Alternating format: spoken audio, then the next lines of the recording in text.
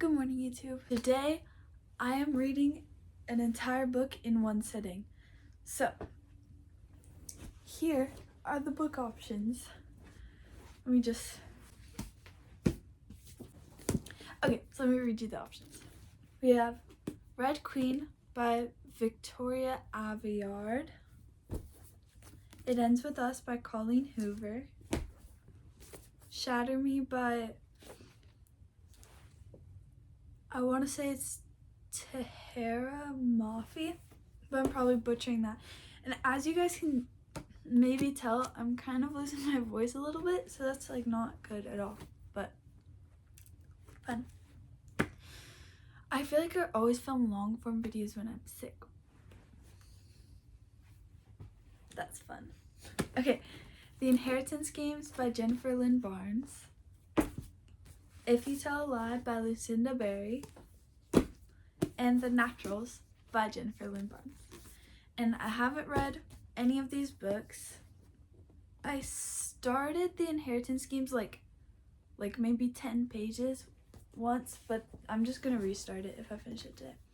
So the game plan for today is to make like a little bed nest sort of thing, because this is really messy and not comfy and I need way more pillows if I'm gonna stay here all day, which I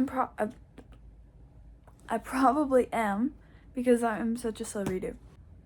Oh, okay, so the challenge hasn't started yet, so I can still get up and stuff, but I'm gonna go like pre-make food for me so I can like eat and survive here if I need to be here all day and all night. I'm actually so excited for this challenge because I'm a homebody and I need some time to read my books. I have too many unread books, which is not okay. It's not okay. I don't really know how I feel about like romances though. I love romanticides. That's like my favorite genre. But I'm like just a fluffy romance. It like sometimes gets boring. This just shows you how easily I get sidetracked. We're 7 minutes into the video. I've done nothing but sit here, list the books, and then peel off a sticker. Okay, now to deal with this situation, let me just...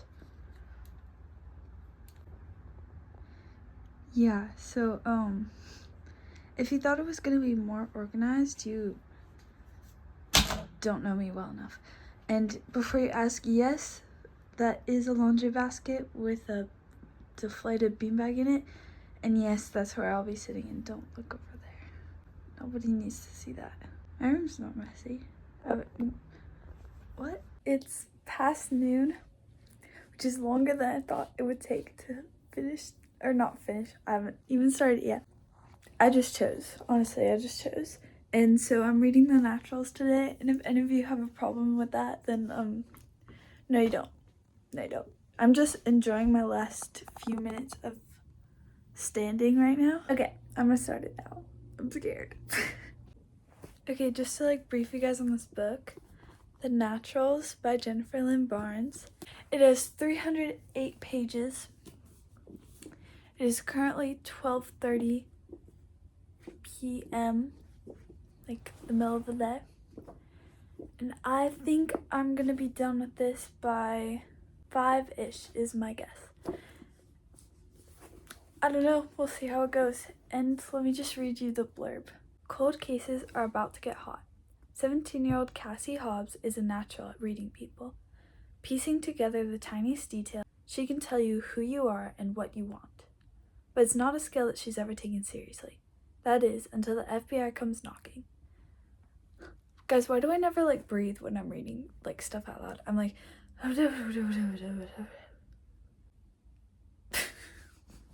Okay, that is until the FBI comes knocking. They've begun a classified program that uses exceptional teenagers to crack infamous cold cases, and they need Cassie. What Cassie doesn't realize is that there's more at risk than a few unsolved homicides, especially when she's sent to live with a group of teens whose gifts are as unusual as her own. Soon it becomes clear that no one in the Naturals program is what they seem, and when a new killer strikes, danger looms close. Caught in a lethal game of cat and mouse with a killer, the Naturals are going to have to use all their gifts just to survive. So like, it's interesting, and stuff. And I actually didn't know this was a mystery. This would have been like a really good book to read on winter break.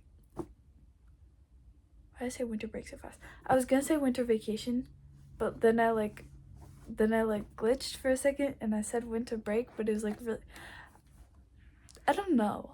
I'm lucky that I'm not interacting with anybody today. I am so cozy right now. You do not understand. Like, I'm in this thing. What's that called?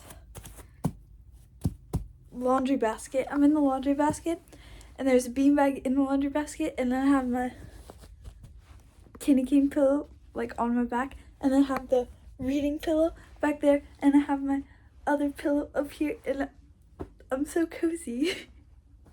Okay. I'm just gonna, where did it go? Okay. It's okay. I'm gonna like mark little bits of the book with this so I can read them to you at the end and be like analytical. I was gonna say I might even get my glasses and put them on, but now since I've sat down, I can't, well, I haven't started the book yet.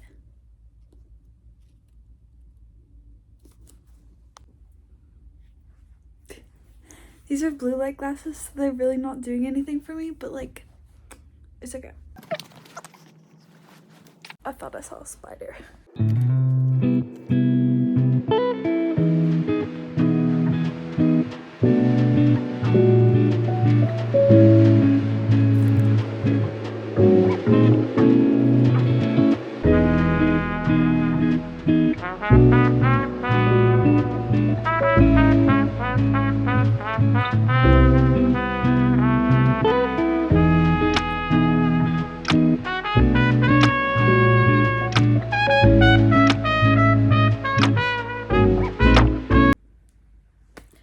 Okay, you might notice I am not in my bed anymore.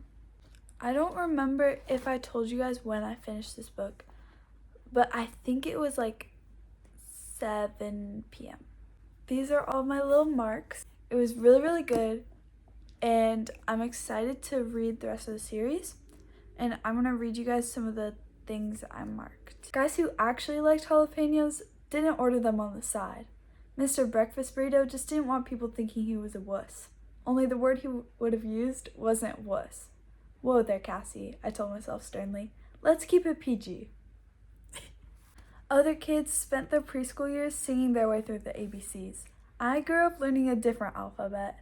Behavior, personality, environment. My mother called them the BPEs, and they were the tricks of her trade. Thinking that way wasn't the kind of thing you could just turn off.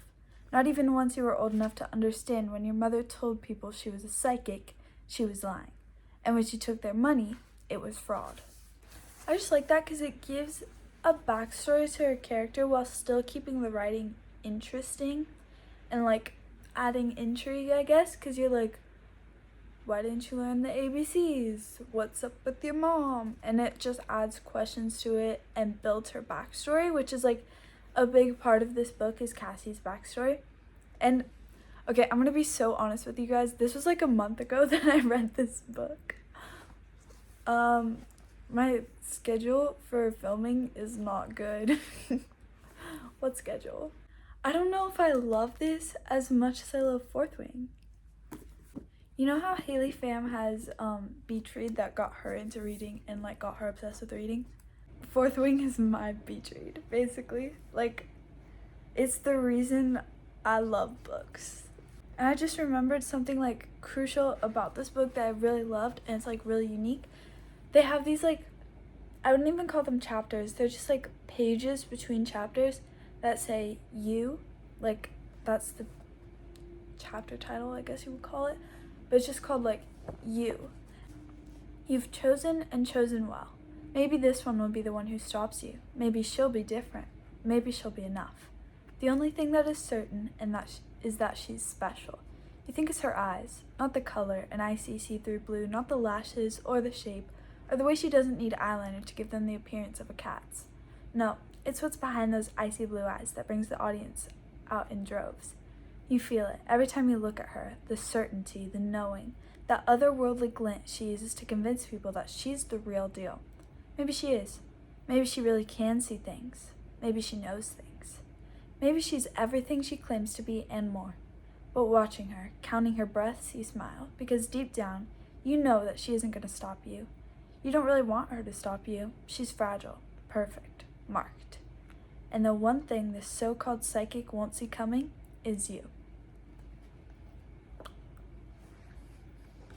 It's a pretty good opening page if I've ever read one.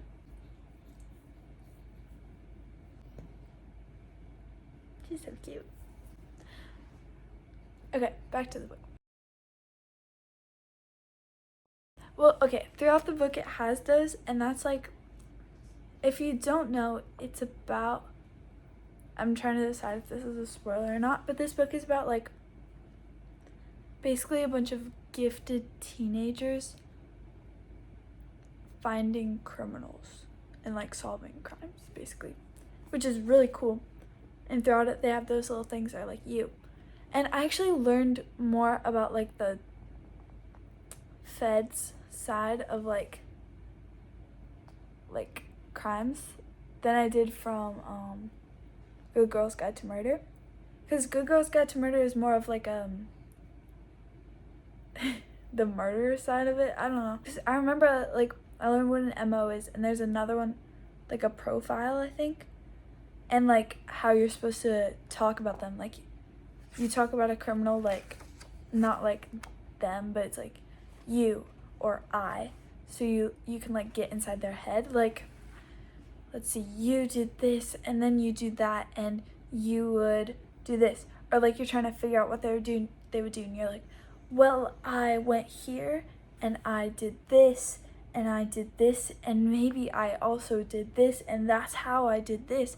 And they're like connecting it as if they were the one to do it. And I think that's a really smart thing to do. And I'm pretty sure, don't quote me on this, but I'm pretty sure that's what they do in like real life too, is like get inside their head and say like, I did this, which is really cool. I think that Jennifer Lynn Barnes was able to like apply that in the book and like use that. Yeah, I like that concept. Yeah, I think this is a 5-star book.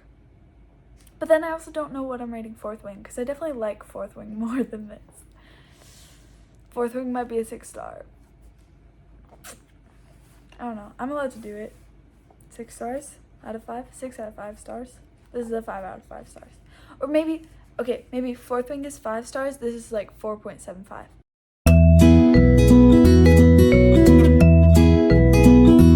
So 4.75 stars. I'd recommend it to anyone like 6th grade and up. I like it. Alright, that's all for today. Good night, YouTube.